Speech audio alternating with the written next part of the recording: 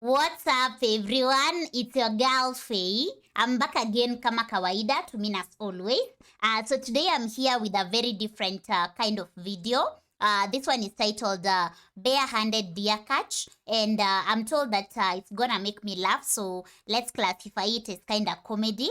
But from the description, this is what I get.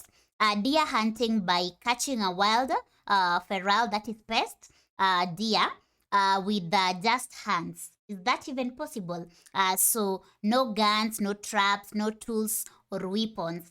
The true test of man versus nature, which requires patience and persistence. So I believe this is gonna require a lot of patience and persistence. So let's see what this one turns out to be, because I haven't watched the video, and like I'm still not believing that's possible. Like, can you catch a deer without a trap or anything? Just barehandedly catching a deer? Let's find out. See you at the end.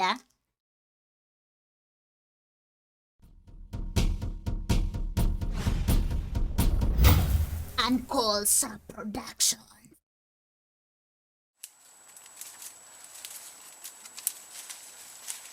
Alright, Chichi, today I'm going to be teaching you how to capture one of the most elusive Australian animals, the red deer. Now this guy here, he has all the senses about him, right? He's got better senses than you do. He has a better sense of sight. This guy here, right, he'll see something in the distance, where it'll be 80, 90 metres, bang, he'll just pick out and that, boom, he'll just take off. Funny thing about deers is they use all their senses to their advantage.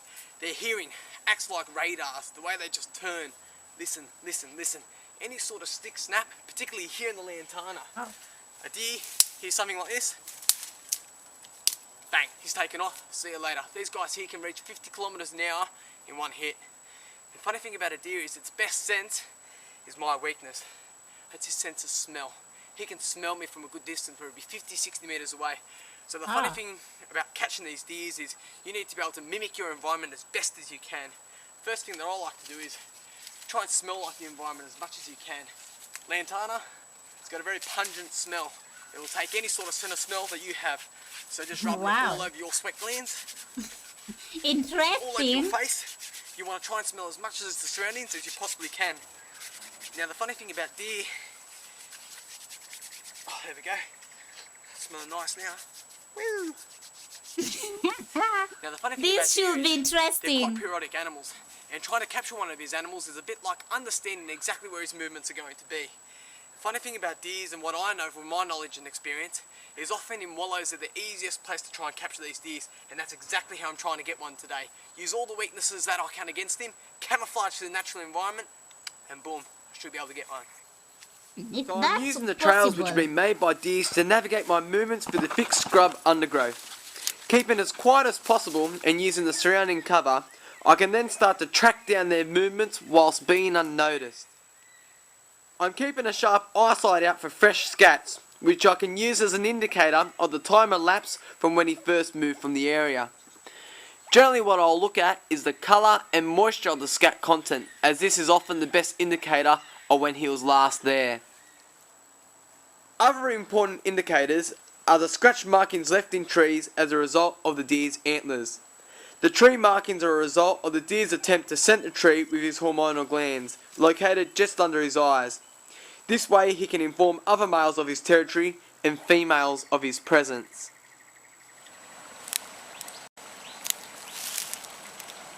The obvious signs of fresh hoof markings can help me build a better understanding of the rest areas used for drinking and further lead me to my destination of finding their wallowing pool.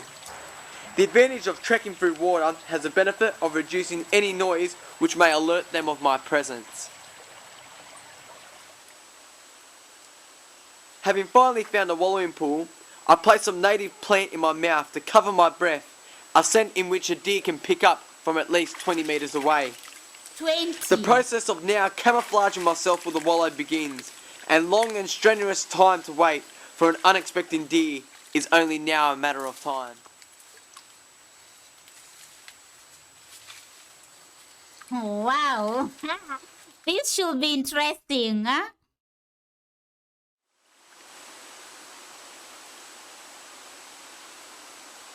Having heard deer movements through the thick scrub behind me, the 5-hour wait has almost come to an end, and my adrenaline is absolutely building.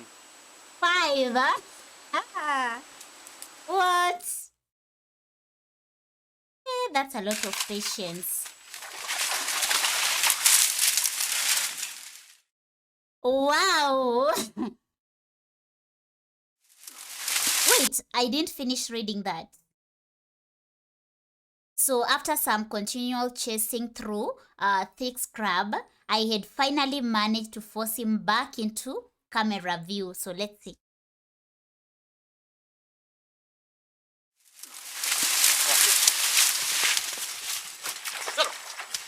Wow! Here! Here! Woo! Relax! Let it Hey, go! relax! Relax. Jeez. Feral deers in Australia are a consistent problem. And this guy here, he's just a destructor.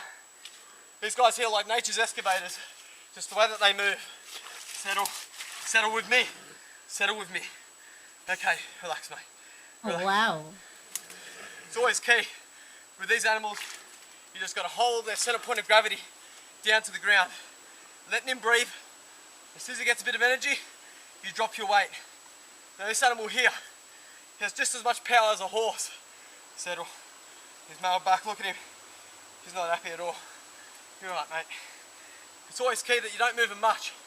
As soon as you get him into a comfortable hold, he'll just relax with you. All we just got to do is feel the heart rate of the animal. Just kind of calm him down, relax. Relax, mate. Settle down.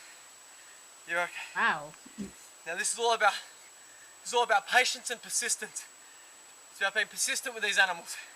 These animals aren't understood. People hunt these. Settle!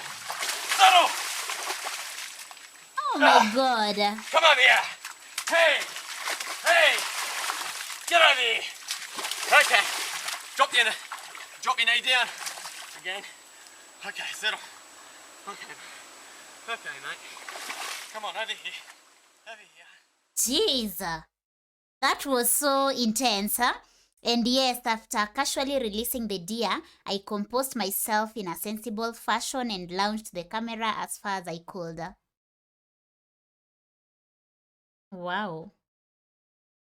The frustration of a battery running out of a camera is a common experience I have when taking footage, but further shows the reality and rawness of the footage I capture out there in the wild. Wow, so that's so interesting. So me, I wouldn't do that. I don't have that much patience. So 5 hours waiting for a deer to come.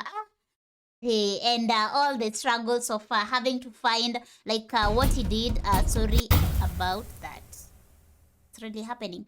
So like what he did with the camouflaging. What's really happening with my Right, Chichi. wasn't it? But Today it's not.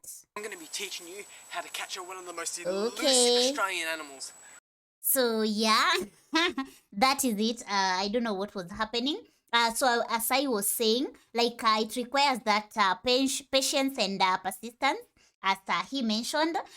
So imagine 5 hours waiting for a deer to come, and before then you have to camouflage yourself to blend with the environment. And as we had, any small scent, it can be it can sense from 20 meters. So like the mouth thing, the body, too much. So anyway, that was really interesting. And let me know what you think of this. And can you do this? Because me, this is not for me. So let me know in the comment section what you think. And that brings us to the end of this episode. So this is sponsored by Uncle Daniel. So Uncle Daniel, thank you so much. And in case you're new here, karibu, which is Swahili for welcome, and feel right at home. Don't forget to subscribe in case you haven't, and see you in the next episode. So until then, your girl is out. Peace out, and bye.